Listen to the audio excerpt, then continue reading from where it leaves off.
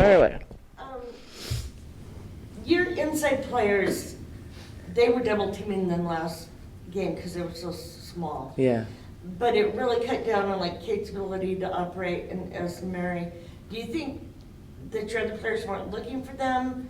Or what do you think is going on there? Do you think that they're looking for your bigs enough? Yeah, I do. I think that there's just games are different. I think that a lot of teams are going to double us inside just to make us be passers out. Because I think that just to make Kate pass the ball out, and I think that knowing that she wants to score, knowing that we look for her to score, so I think that's going to be a strategy a lot. Probably not against Kansas because they're so big, but I don't think it's a size thing. Because even San Diego did it, Cal Baptist did it some. I think it's just to try to turn us over a little bit. So hopefully they won't because it's annoying, but we'll see. Talk right now is NIL I and know. this college football crazy transfer portal. And you have a player who's been successful recently. I don't know. Have you talked yet about Maya and her deal? And what do you think of that? And do you have to recruit that way? And how's everything? Well, you do have to recruit that way. It's a huge thing for college. I'm hoping that Arizona, that we get some sort of collective deal where companies put in a lump sum each, and then we can offer all of our student athletes a certain amount, just like Texas Tech and South Carolina, because it's a huge recruiting tool to say you come here, you're going to get $25,000. That's a lot of money. And that, if you can make $30,000, $40,000 in a year at college, I think that's pretty good. People want to stay 5 years, and it's a huge recruiting thing. Some schools are getting players, or getting the edge. So let's say if it's pretty even between two players, that can be the tipping point. And so I hope that Arizona, we can do that. We're starting to do some things. Our players are getting money, but we don't have a situation where we can guarantee one player a certain amount. Maya's making good money. I'm getting different things, and she's a freshman. And then next year, obviously coming in, Jada is like one of the biggest, and she's like the front runner and NIL stuff and the biggest from high school. So it'll just continue to get bigger. But you got to win games. You have to be a good player, and then everything else happens. But we have some big stuff coming up that will show a lot of our NIL capability or capacity. How does it help you as a program now that this is the world, right? To have a player like Jada come in who's already, in high school, she's already doing that, and then she chooses to come here. So even though you have stuff coming along, right now you really don't have all that. Like a huge amount. A huge amount. So for other high school kids to see that Jada Williams picked you, do you think that helps draw them to Arizona on that side of it as well as the Yeah, other I never side? thought about that because I think that it's such an uncharted territory. She's like the unique case, I think, kind of like the Mikey from San Diego who got like $10 million or whatever. I think that it's just so new. I think that's just starting. So I don't know. I haven't really thought about that. But I know that her coming here will help our players get more things because she's a really she's a connecting type person, and she likes it, and she's going to publicize it. So just the attention, I think, and just her being here, I think will attract other deals for players. I think that's just the way it is. Like if one company's working with a player a lot, then they get to know another player. I think it's just a natural effect of getting more stuff. But I think it's a big thing. It's a huge thing for recruiting. And I think you're going to see it. The landscape of college athletics is changing. And I think you're going to see a lot of the biggest programs with the most money will just win the most eventually. And I think it's going to change a lot in the next 3 years. I'd like to see the changes for NIL. What I'd like to see is that the foreign players can use it in the same way. And I don't know, that's taxes. There's a lot of other things that I don't really know a lot about. But I don't think it's fair that foreign kids can't do certain things and can't experience that and can't make the same money as an American player, and they're playing in America. So I think there should be a college exception or something. That's just my opinion. But That's also something like if you're a student employee at Arizona and you're international, you can't work the same. yeah, to me, that's not fair. And I get the international laws. It's just these are college kids. They don't have a lot of money, and I think they should be allowed to have the same opportunities. And I don't think it's fair that you're asking companies to, like, let's say Ismary or even the Canadian kids, you're asking someone like, oh, just give them money and just use their likeness, but then they can't do anything for it because the whole purpose of the NIL is like you take pictures, you advertise my stuff, I pay you money. And that's how you're going to earn money. So I think that's going to change. I really do. I think we'll see in the next couple of years that change because it's not fair. So, but that's about me. That's just my opinion. I just don't, it's not fair at all. How much has defense been emphasized this week heading up into a very high-powered Kansas Jayhawks team? A lot. I mean, that's been a focus because we can score. Our defense has been subpar and to my standards, but we took huge steps forward against New Mexico, playing there and playing against their style and just getting better one-on-one and getting better as a team. So I think it's just continuing to get better, but it just has to be something we emphasize right now because scoring is not the problem. We have a lot of people that can score in a lot of different ways. I mean, we could put up 90 points easily without running a lot of plays. So now it's just being more solid on defense. And, you know, if you score 80, you don't want to give up 70 or 60. So just keeping, you know, teams to the limits that we should. And I think minimizing the small mistakes, but we're getting there. You'll see us different in January, February. Not gonna. This schedule that you have right now, I know it's not normal and it's not conference and you have games when you can get them, but you played Sunday, you're gonna play Thursday, and then next week you play like Wednesday. Tuesday, Wednesday? Oh, Wednesday. How do you sort of set the schedule then for your student athletes? Because again, it's all mixed up. Like during the Pac-12, you have it easy because you know basically every Friday, Sunday you're playing. Here it might be once a week, it might be twice a week, it might be during the week, and they probably have finals coming up. So what are you doing right now to like make it easier for them so they don't have to think about it, so they're just like, you come these days? And I don't think they really think much about it. I think players just think about their own stuff right then and go with the flow. I don't think they look ahead at all. I think there's very few that do. I think they just look at when the games are and just do their stuff. I think that with like just as an organization, as coaches, as staff here, I think we do a good job of doing a lot of stuff for the student athletes, which I think is a positive thing and a negative thing. Positive thing because we give them a structure and a schedule. Negative thing because we don't make them like do that themselves. So like we're doing all these things for them. We're setting them with tutoring, setting them up with this practice time, meal time, this and that.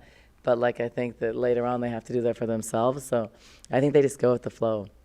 I think obviously you want more games, less practice. That's like every player, but it's kind of the way it always is in non-conference. And the other thing is, too, there's like finals, there's projects. So I think when they have one game, they know they can do more work around it versus like a tournament or we're leaving right before Christmas.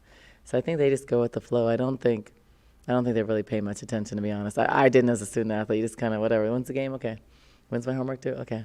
Do it the night before anyways. They're not doing it. They're not doing it. I don't think there's anybody on the team that's doing it like 2 weeks ahead. There's a couple that work ahead as freshmen. I'm surprised, but just generally speaking, the night before they're doing the stuff for the next day. Does it feel like there's more juice this week because you're playing a good team? I think so. I think there's more juice because we've gotten better defensively.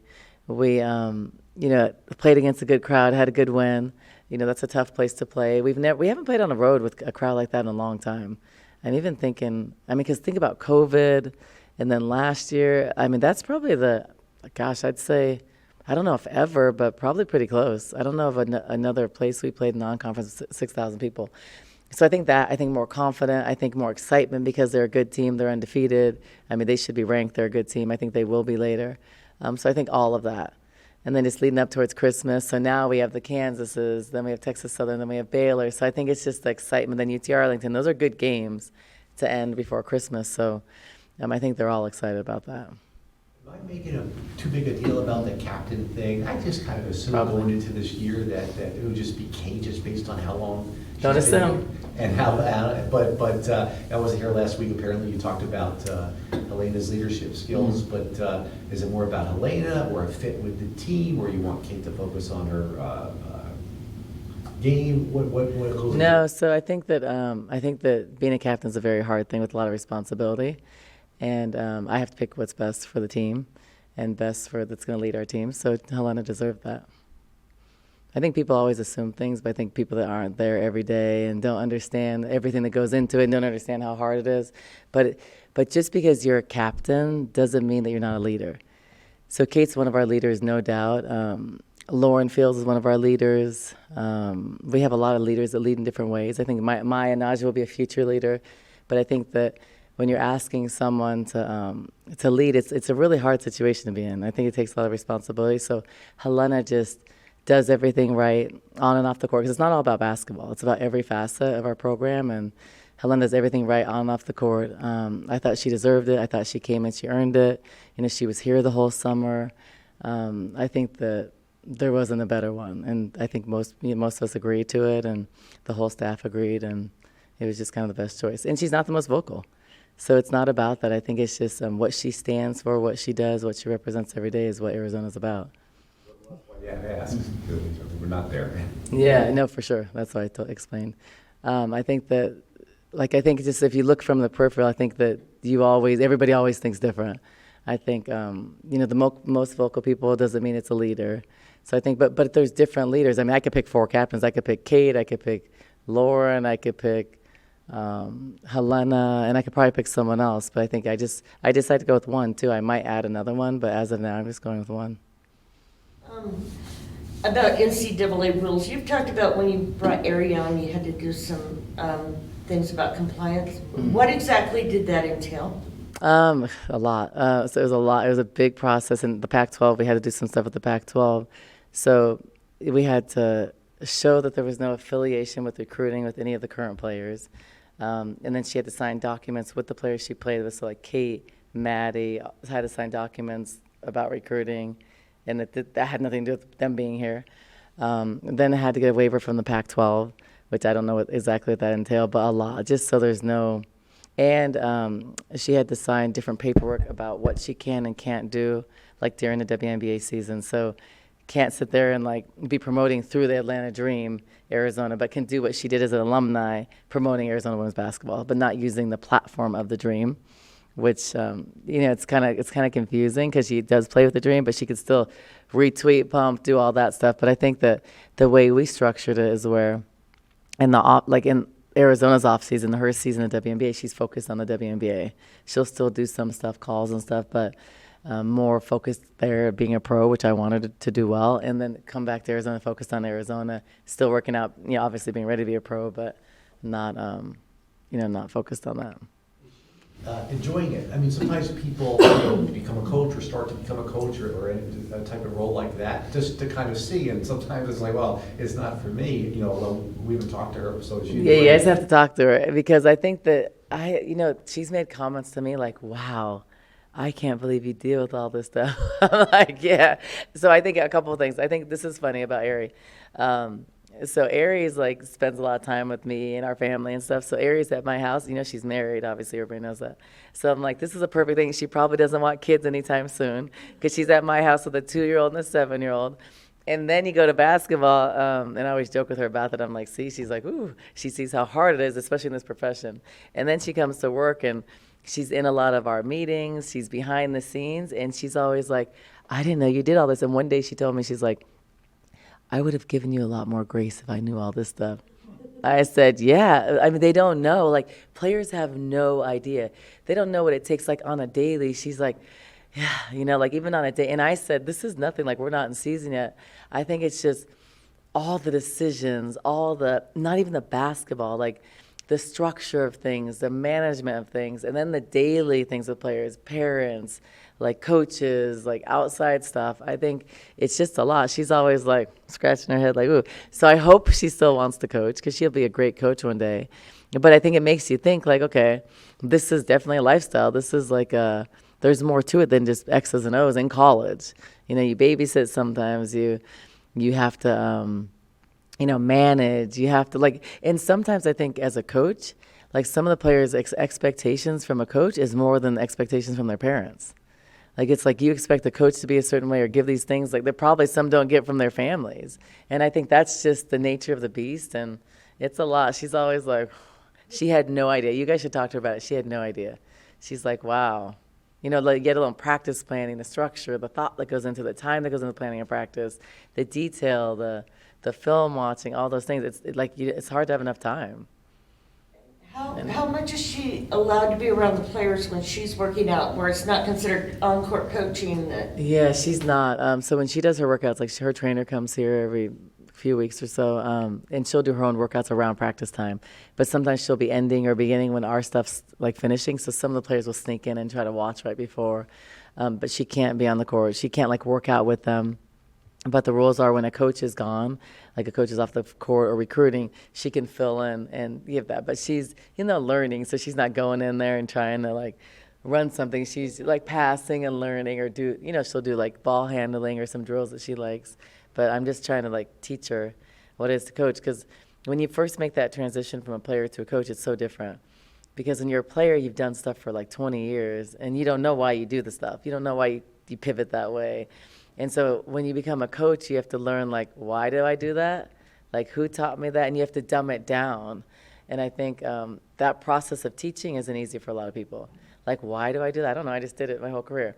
No, you do it because you've learned that this helps you offensively because of X, Y, and Z. So learning how to teach it is a process. Like, teaching and making things simple is hard.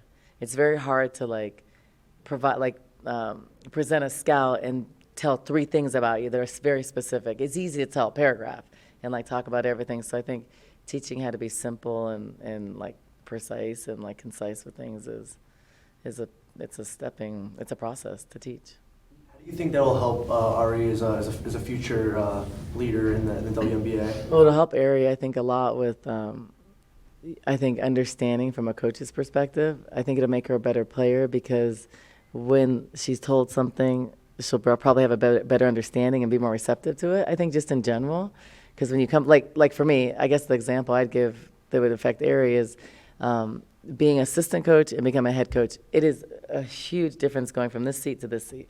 It is like, it's very easy to give out suggestions. It's very hard to have solutions and make the decisions, and like the buck stops with you. I think that's hard. And then I think from a player, going from a player to a coach, at least you understand what it is. But so for me, when I became a head coach, different.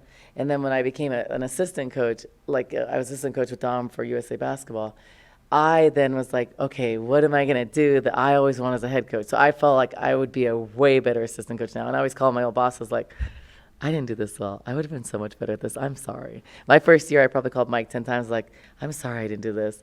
Because you feel like you're doing X, Y, and Z, and you don't understand you're not doing that, so you're in this seat. So that's the experience. So she'll be a better player, I think, because she'll understand, like, what to expect, how to be a voice from the coach, like, all those things. It'll make her better. It's the same thing, like, Kate's a better player now because she sat out with the injury for the first time. When you sit out the injury, you see things, and you're more appreciative. You go harder. You coach more. You don't take things for granted when you sat out and had to rehab. Like, Lauren will be better coming back from rehab. It's just how it is. You're more perceptive to things. You watch attitudes, body language, work ethic. You are frustrated when people don't go hard because you're sitting out. Like Lauren Ware, when she's sitting out and she can't play, her season's done for this year. And you watch people not go hard and stuff, like that frustrates her. It's like, I'm sitting out, I wish I could go. And then you're out. And I remember Kate had a couple teared up moments last year where she voiced that to the team. Like, we shouldn't act like X, Y, and Z, like I can't even play right now when she was out. So I think those are things that it makes you better. Just all the experiences. So, what do you think are the keys for you against Kansas? The first thing, obviously, have to be a lot more solid defensively. They have some really good athletes on the perimeter. They have good size. The second thing would be really good post defense. I think working early on Jackson, I mean, she shoots, I don't know the ranking nationally, 4th nationally, which I'm surprised someone's higher than that. Wow. She's 69%. That's pretty good. 7 out of 10, like almost 7 out of 10 shots made. That's pretty good. But just doing work early because she's 6'6". We haven't faced someone with her athleticism and size inside, so really good post defense is important. Pressure on the ball is important, and just sticking to the game plan. I think playing our game, we're going to have a good crowd, hopefully. We're playing good and getting better. So I think for us, it's a really good test. We know we have to play good because they're a good team. We're both undefeated. We both probably haven't faced a team like each other yet. But I think it's a good game to see where we're at before Baylor and before heading in the Pac-12. So I'm excited. So cool. Thanks, you guys.